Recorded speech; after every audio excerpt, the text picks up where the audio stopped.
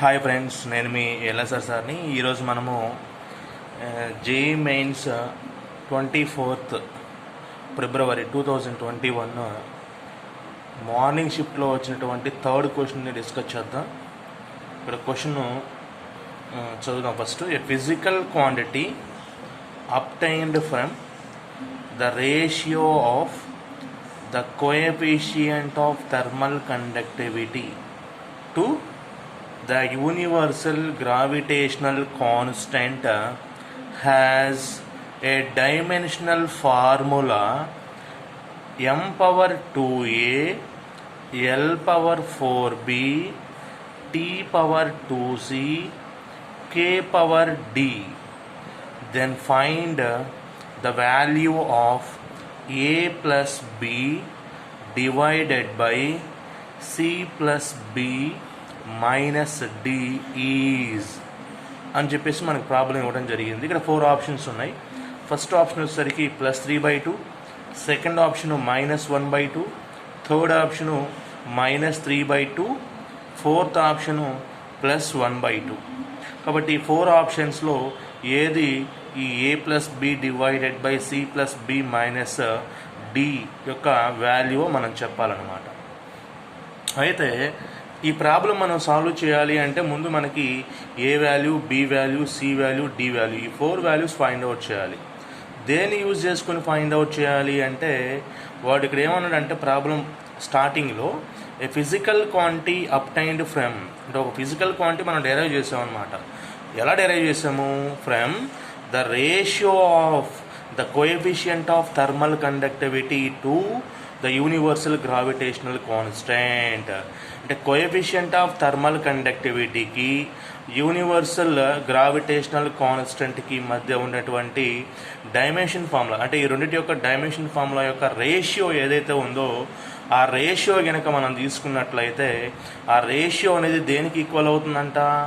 m power 2a l power 4b t power 2c k power d కనుక మనము equal చేసినట్లయితే, అంటే ఈ రెండింటి యొక్క డైమెన్షన్ ఫార్ములా వచ్చినటువంటి రేషియో అనేది ఇక్కడ మనకి ఇచ్చినటువంటి m power 2a l power 4b t power 2c k power d అనేటువంటి ఈ డైమెన్షన్ ఫార్ములా కనుక ఈక్వల్ చేసినట్లయితే మనకి A value, B value, C value, D value, ఈ 4 వాల్యూస్ వస్తాయి. ఈ 4 వాల్యూస్ తీసుకువెళ్ళి ఈ మనకి ఇచ్చినటువంటి A plus B divide by C plus B minus D అనేటువంటి వాల్యూలో కనుక సబ్స్టిట్యూషన్ చేసినట్లయితే మనకి కావాల్సినటువంటి రిక్వైర్డ్ వాల్యూ అనేది మనం ఫైండ్ అవుట్ చేయొచ్చు అనమాట. కాబట్టి ఒకసారి ఈ ప్రాబ్లం ఏ విధంగా ఉంటుందో మనం సాల్వ్ చూద్దాం. ఇక్కడ ఫస్ట్ ఇక్కడ అయితే డైమెన్షన్ ఫార్ములాస్ కావాలి అంటే కోఎఫిషియంట్ ఆఫ్ థర్మల్ కండక్టివిటీ యొక్క డైమెన్షన్ ఫార్ములా ఏ విధంగా డెరైవ్ చేయొచ్చు కూడా మీకు ఈ ప్రాబ్లం ఎక్స్ప్లెయిన్ చేస్తాను ఈజీ వేలో. చూడండి ఒకసారి. కోఎఫిషియంట్ ఆఫ్ థర్మల్ కండక్టివిటీ కావాలి అంటే ఇది మనకి థర్మల్ ప్రాపర్టీస్ ఆఫ్ మ్యాటర్ అనేటువంటి చాప్టర్లో amount of heat flow through any solid, అంటే కండక్షన్ ప్రాసెస్ ద్వారా అమౌంట్ ఆఫ్ హీట్ అనేది ఒక బాడీలో ట్రాన్స్ఫర్ ఏ విధంగా ట్రాన్స్ఫర్ అవుతుంది అనేటువంటి కాన్సెప్ట్లో మనం ఆల్రెడీ చదువుంటాము. అక్కడ ఏం చెప్తుందంటే amount of heat flow through any object or any rod or any solid body whatever it is, Q it is directly proportional to, Q అంటే ఏంటంటే అమౌంట్ ఆఫ్ హీట్ అనమాట. ఈ అమౌంట్ ఆఫ్ హీట్ అనేది 4 properties మీద depend అయి ఉంటుంది. ఒకటి area of cross section మీద డిపెండ్ అయి ఉంటుంది. ఆ తర్వాత టెంపరేచర్ డిఫరెన్స్ బిట్వీన్ 2 రాడ్స్ మీద డిపెండ్ అయి ఉంటుంది. Temperature difference between the rod two ends of rod మీద డిపెండ్ అయి ఉంటుంది. ఆ తర్వాత time taken by the heat flow మీద డిపెండ్ అయి ఉంటుంది. ఇవి 3 కూడా డైరెక్ట్లీ ప్రపోర్షనాలిటీలో ఉంటాయి అనమాట. అంటే ఏరియా ఆఫ్ క్రాస్ సెక్షన్ పెరిగినా కానీ అమౌంట్ ఆఫ్ హీట్ ఇంక్రీజ్ అవుతుంది. అదేవిధంగా θ1 మైనస్ θ2 అంటే temperature difference between 2 ends of the rod change అయినా కానీ, అంటే వాటి యొక్క డిఫరెన్స్ టెంపరేచర్ డిఫరెన్స్ చేంజ్ అయిపోయినా కానీ ఇంక్రీజ్ అయినా కానీ అమౌంట్ ఆఫ్ హీట్ అనేది ఇంక్రీజ్ అవుతుంది, directly proportionality. Time taken by the heat flow increase అయిపోయినా కానీ హీట్ అనేది చేంజ్ అయిపోతూ ఉంటుంది అనమాట. నెక్స్ట్ అదేవిధంగా length of the rod inversely ప్రపోర్షనల్లో ఉంటుంది. అంటే లెంత్ ఆఫ్ ది రాడ్ కనుక తగ్గించినట్లయితే హీట్ ఫ్లో అనేది ఇంక్రీజ్ అయిపోతుంది. అంటే హీట్ ఫ్లోకి లెంత్ ఆఫ్ ది రాడ్కి మధ్య ఉన్న ప్రపోర్షనాలిటీ ఇన్వర్స్లీ ప్రపోర్షనాలిటీ. దీన్ని బేస్ చేసుకుని డైరెక్ట్గా మనం క్యూకి ఈక్వేషన్ డిరైవ్ చేయొచ్చు. Q is equal to directly proportionality remove చేసినట్లయితే we should place some constant value, that is K. Here K is coefficient of thermal conductivity. అంటే మనకు కావాల్సినటువంటి ఈ టర్మ్ అనమాట, కోఎఫిషియంట్ ఆఫ్ థర్మల్ కండక్టివిటీ. ఈ రిమైనింగ్ టర్మ్స్ మామూలే, θ1 minus θ2 into T divided by D.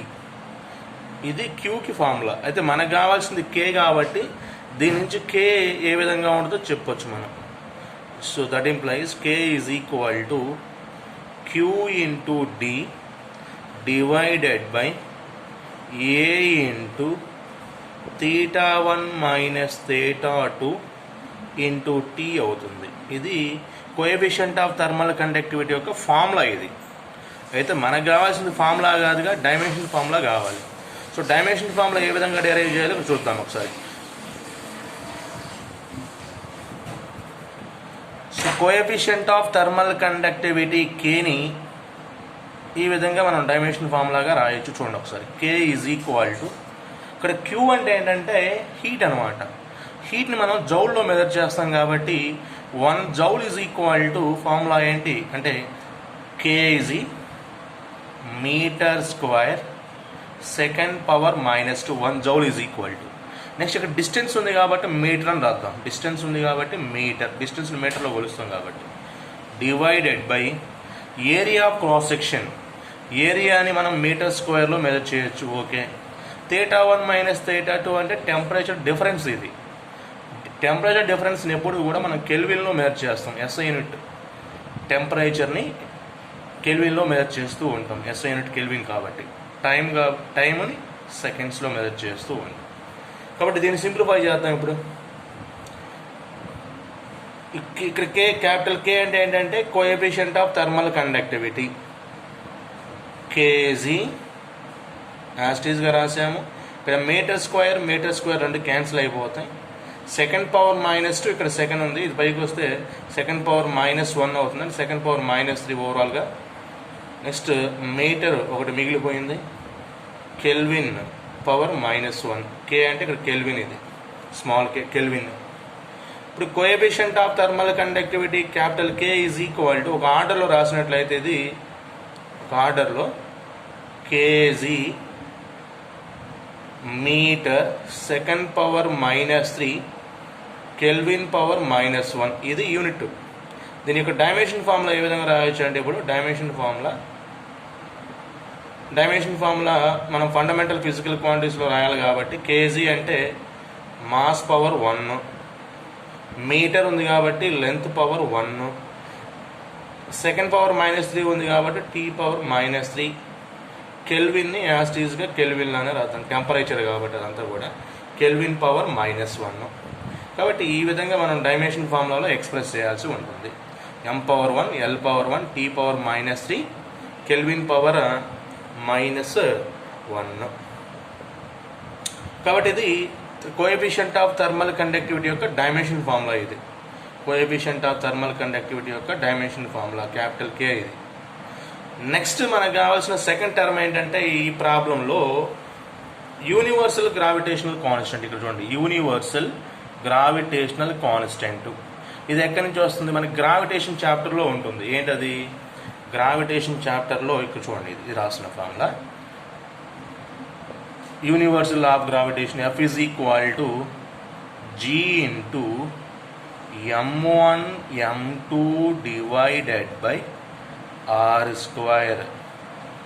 దీని నుంచి G ఈజ్ ఈక్వల్ టు మనకు కావాల్సిన G, ఇక్కడ G అంటే ఏంటంటే గ్రావిటేషనల్ కాన్స్టెంట్, M1 అంటే mass of one body, mass of second body, తర్వాత R అంటే distance between two bodies, F అంటే ఫోర్స్. తెలిసిందా మీకు universal of gravitation? So G is equal to F into R square divided by M1 into M2. ఇక్కడ మనము dimension formula derive చేస్తున్నాం కాబట్టి force మనం న్యూటన్లో మెజర్ చేస్తాం కాబట్టి 1 newton is equal to KG metre second power -2గా రాయొచ్చు. 1 newton is equal to KG metre second power -2.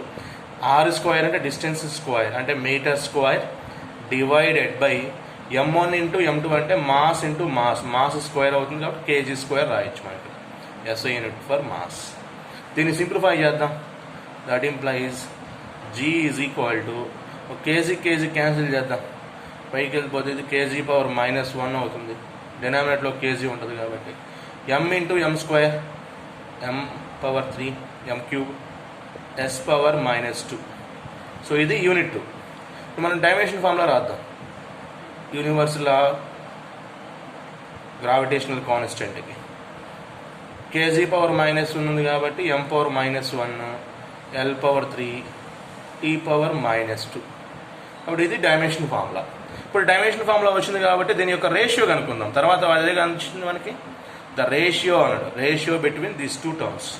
కాబట్టి coefficient of thermal conductivity capital కేకి గ్రావిటేషనల్ కాన్స్టెంట్ క్యాపిటల్ జీకి మధ్య ఉన్న రేషియో మనం కనుక్కుందాం డైమెన్షన్ ఫార్ములా కాబట్టి m పవర్ 1 ఇక్కడ చూడండి l power 1 t power -3 k power -1 divided by m power -1 l power 3 t power -2. దీన్ని సింప్లిఫై చేయండి.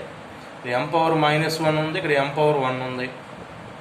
m పవర్ 1 m పవర్ -1 కాబట్టి పైకి వెళ్ళిపోతే ఇది m పవర్ 2 అవుతుంది. m power 2.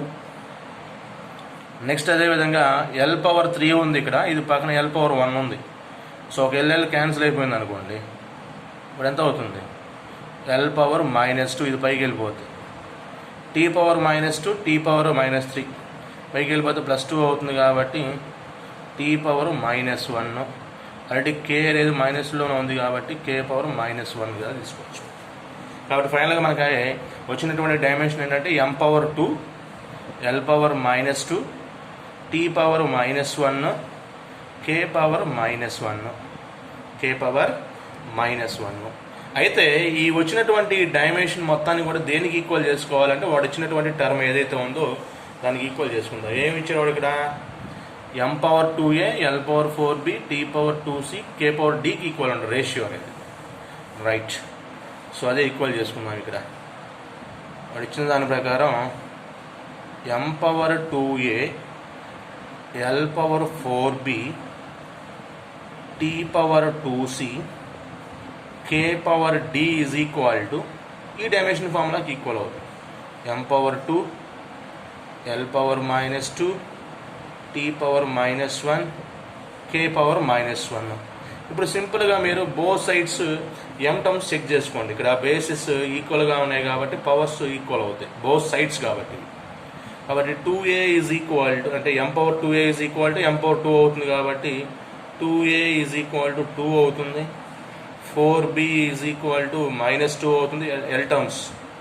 t terms next 2c is equal to -1 అవుతుంది. నెక్స్ట్ అదేవిధంగా d is equal to -1 అవుతుంది. d ఈజ్ ఈక్వల్ టు కూడా -1. ఇప్పుడు జాగ్రత్తగా చెక్ చేయండి 1 by 1. a is equal to 2/2 అంటే 1, b is equal to -1/2, c is equal to -1/2, d is equal to -1. వచ్చినాయిగా ఈ 4 values. ఈ 4 వాల్యూస్ని తీసుకువెళ్ళి వాడు ఇచ్చిన టర్మ్ ఏంటి ఆ టర్మ్ చూద్దాం. a plus b divided by c plus b minus dలో సబ్స్టిట్యూషన్ చేద్దాం. మనం చేస్తే ఏమవుతుంది? a ప్లేస్లో 1 రాయండి, b ప్లేస్లో -1/2 రాయండి, c ప్లేస్లో అగైన్ -1/2, b ప్లేస్లో అగైన్ -1/2, తర్వాత d ప్లేస్లో మైనస్ ఆల్రెడీ ఉంది కాబట్టి మైనస్ పెట్టాము, -1 రాసాము ఇక్కడ ఎందుకంటే d ప్లేస్లో కాబట్టి. ఇక్కడ సింప్లిఫై చేయండి. 1 - 1/2 అంటే ఎంత? 1/2 ప్లస్ 1/2 -1/2 -1/2 -1 అవుతుంది. ఇదేంటి? Minus into minus +1. ఇప్పుడు సింప్లిఫై చేస్తే ఇది -1/2 +1 that is equal to 1/2 plus 1/2 ఇది ఫైనల్ ఆన్సర్. ప్లస్ 1/2 అనేది ఫైనల్ ఆన్సర్ అవుతుంది. ఒకసారి జాగ్రత్తగా సింప్లిఫికేషన్ మొత్తం చూడడం. సో 1/2 1 మైనస్ 1/2 అంటే 1/2, మైనస్ 1/2 మైనస్ 1/2 మైనస్ 1 అవుతుంది, మైనస్ ఇంటూ మైనస్ ప్లస్ 1 అవుతుంది. ఇక్కడ 1/2 మైనస్ 1 అంటే మైనస్ 1/2గా రాసాము, ప్లస్ 1. సో మైనస్ 1/2 ప్లస్ 1 అంటే ప్లస్ 1/2. ప్లస్ మైనస్ కూడా వెరీ వెరీ ఇంపార్టెంట్, ఎందుకంటే మనకి ఆప్షన్స్లో వాడు ఇచ్చింది ప్లస్ మైనస్లు మొత్తం కలిపిచ్చాడు కాబట్టి ఒకసారి చూడండి ఇది జాగ్రత్తగా. ఇదిగో ప్లస్ 3/2 మైనస్ 1/2 మైనస్ 3/2 ప్లస్ 1/2 ఇచ్చాడు కాబట్టి ఈ ప్లస్ 1/2 ఉన్నటువంటి ఆప్షను కరెక్ట్ ఆప్షన్ అవుతుంది. కాబట్టి option number 4 is correct. So ఈ విధంగా ఈ ప్రాబ్లమ్ సాల్వ్ చేయాలి. కాబట్టి జాగ్రత్తగా ఇలాంటి ప్రాబ్లమ్స్ కూడా చూసుకుంటుండండి. వెరీ వెరీ ఇంపార్టెంట్ ప్రాబ్లమ్స్ ఇవన్నీ కూడా. సో ఈ ప్రాబ్లంలో ఫస్ట్ మనం ఏం చేసామంటే coefficient of thermal conductivity, universal law of gravitation